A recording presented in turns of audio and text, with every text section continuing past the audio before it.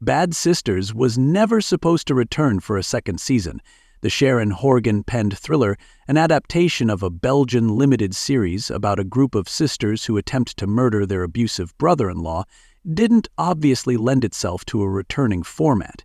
But the chemistry among the Garvey sisters in the Apple TV Plus version, played by Horgan as Eve, Sarah Green as Bibi, Eva Burthistle as Ursula, Eve Hewson as Becca, and Mary Duff as the abused Grace, left audiences begging for more.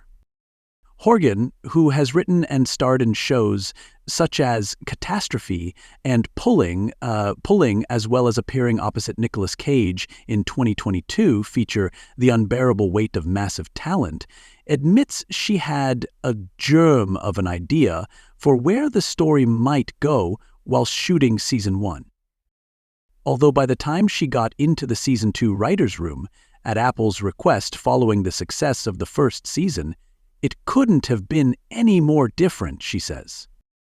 But I feel it was in a way more in line with what I do naturally because it was less of a crazy formula about attempted murders and more emotional, more like about their relationships and, of course, the fallout from what happens in Season 1. In Season 1, as fans will recall, it turned out that while each of the Garveys had attempted to murder JP, nicknamed the Prick, in order to save Grace from further abuse, it was Grace herself who dealt the fatal blow.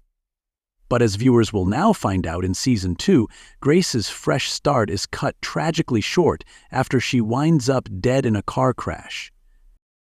As the Garveys and the audience processed Grace's shocking death, Horgan and the rest of the cast, plus lead director Dear Blah Walsh, talked to Variety about how it affected them on and off the screen, and how the story will reverberate through the rest of the season. Grace's death comes as a real surprise, particularly since it's so early in the season. Sharon, how certain were you about killing her off?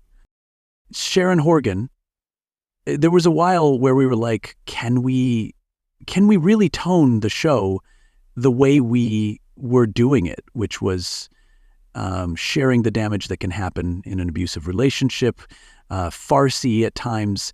Once we figured out tonally that we could handle it, we knew it would be kind of shocking and fucking awful.